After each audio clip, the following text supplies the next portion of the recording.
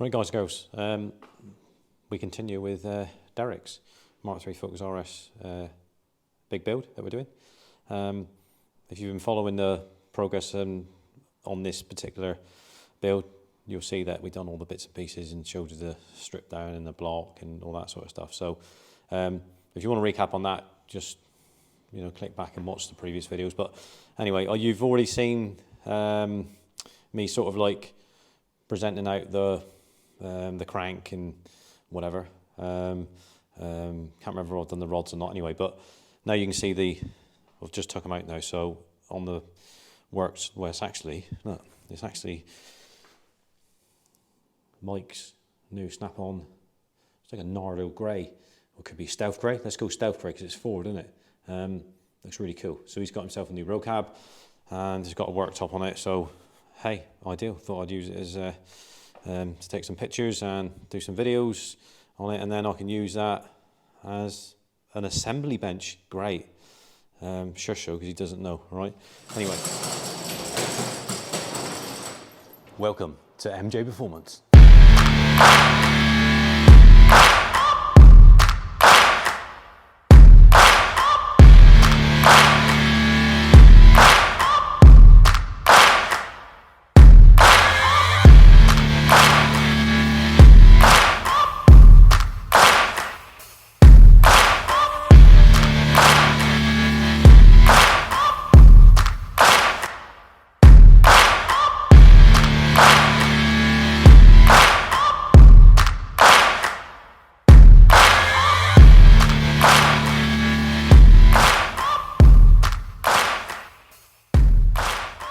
Anyway, Arrow Precision rod, there it is, look.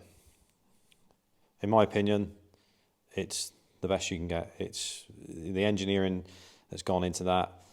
It's all made in the UK as well. The highest grade steel possible, and trick brush that they used in the top, and the design of it, superb. ARP 2000 bolts, so they all come like one sort of like just nipped up in like a little bit of a load put on them.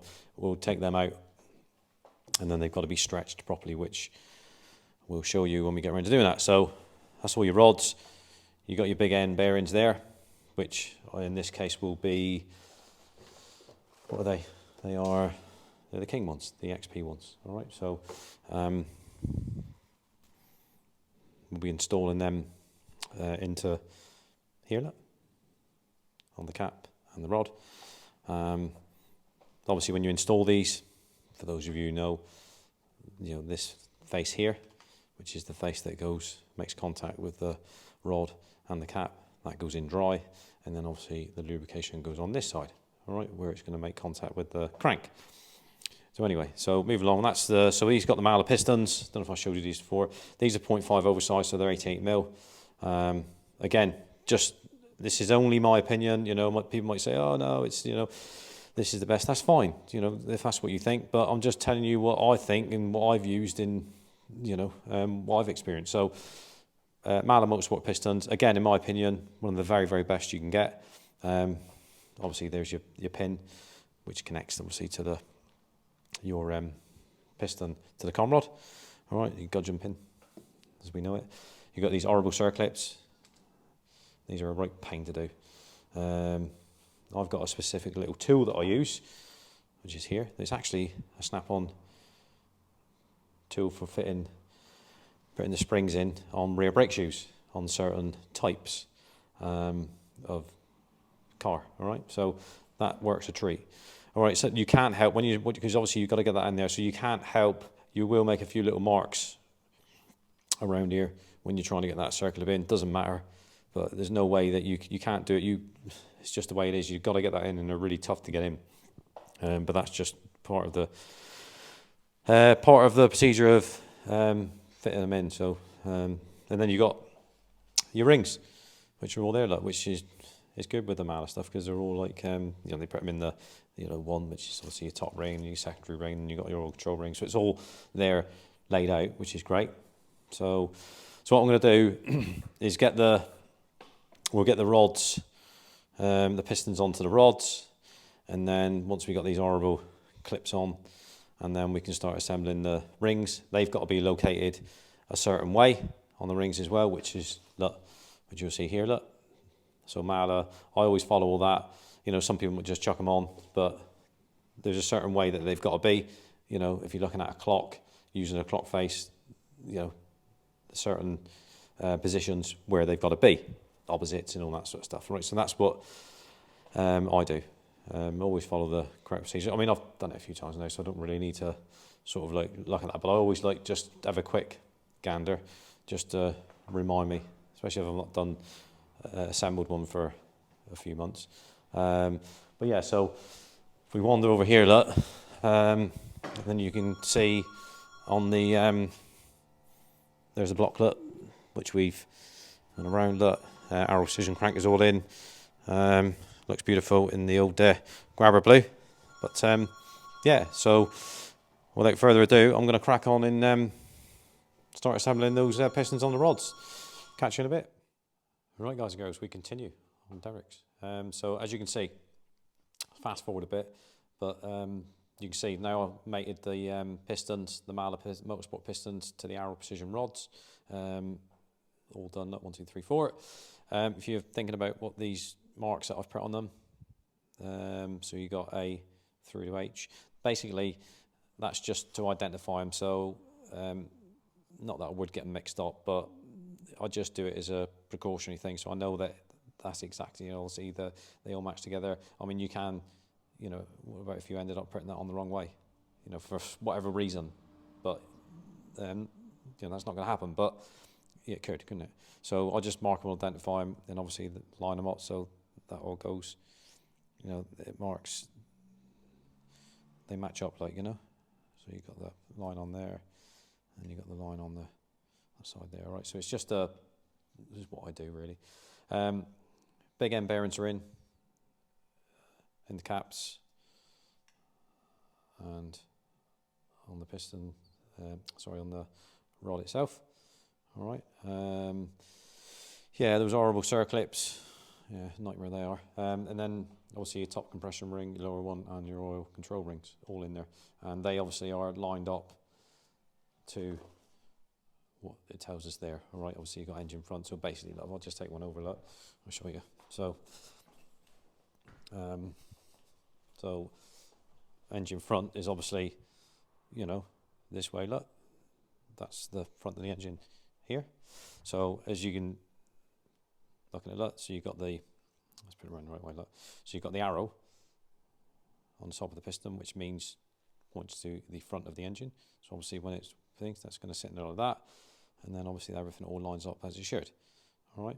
So that's the next thing we're going to do is everything's all cleaned and ready with the bores and all that sort of stuff. So we'll just put a little lick of the 040 castor oil in the bores. They're all oiled up anyway on the rings. Obviously assembly lube that I use on the areas here where it makes contact with the crank, and then we'll get them all in there, drop them in the cylinders, just get them lightly bolted up, because obviously the RP2000s are all, as they should be, they're all marked as well, so they will go back in the same place. And then the last phase of that is to stretch them. Okay, so yeah, that's all it was. I mean, the Arrow Precision rods are just awesome. I mean, they engrave them on, makes no odds which side that is. That's just you know, their logo basically. It's the same both sides. It's not as though you've got to fit it with the logo facing out. It doesn't really matter. You don't see it anyway. So whether it's facing towards the back of the engine, in front of the engine, makes no odds. The most important thing is that that piston is facing the right way with the arrow. All right. So yeah, let's without further ado, let's crack on. See you in a bit. Yeah. So we've spun them around now. Look, so as you can see, there's your lovely Arrow Precision lightweight steel crank. As I said before, all the counterweights are all pre-profiled. If you put that next to a stock crank, you see the difference. The balance shaft, sprocket pickup, that's all been deleted, and the end result is 4 kilos lighter. That we make that with Arrow Precision rods. You can't really see the rods. We showed you before. You can sort of like, yeah, see the rod in through there, but it's not that clear. But yeah, so that's all done. We've stretched all the, me and Laura done that, so always have 2 of us doing it, stretching the bolts on the rods. Yeah, and then they're all marked, but as you can see, as we stretch them, we mark them so we know that they've been done. Yeah, and that's it. So it's just a case of now is building this baby back up with all the lower part. You know, we'll put all the oil pump in, then we can put the oil pickup in. The oil pump is in there, oil pickup, then we can put the, we'll show you our baffled sump as we go. Yeah, and then start building up. I mean, in the car side of it, all these pipes that you see here, you know, all the coolant, ancillary pipes and all that sort of stuff, they'll all be changed for our own branded 4mm silicone pipes. I mean, why wouldn't you do it? I mean, it's just standard pipes. They look, you know, they don't look particularly good, do they? And, you know, you're going to put ones on which is more heavy duty, because if you know, any one of these tends to, if it wants to split and whatever, then you're going to dump all the coolant and you're going to potentially kick the motor. So it's just preventative maintenance, really. So he's either going to have the nitrous blue with the black logos, which look pretty cool, and then we'll do it as we go. So we'll just change one at a time. It's easier, and then rather than, you can, I mean, on Roberts, I took it all out on the floor, and Richards, and built it all back up, but it's just changing one at a time, and then you know where you're at. Then you're not like, oh, where does that one go, or is there that, you know, was that one, and yeah, it just saves a lot of hassle, doesn't it? So we'll do that, but there's loads to do on this, as you can see. Yeah, those on the floor. We've still got to dress up that intercooler yet, which you can see around here, which is, you know, we still got to do all that, but there's loads to do on this car yet. But as it starts to come together, it will go back together quite quickly. You know, but it's just time. Obviously, that's the biggest thing for me, is the time side of it. You can see my own car there, look, which is got lots of development stuff on it at the moment, which we'll reveal soon. Very, very interesting.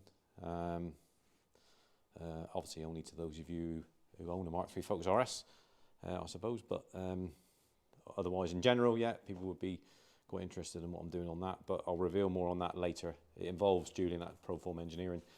We do a lot together, you know, with fabricating stuff and coming up with ideas and all that sort of stuff, but we'll talk to you a bit more about that a bit later. But yeah, it's on Derek's, yeah, ideal. So he's already got the big brake kit on the front, but all this will be all cleaned up on all the hubs inside of it.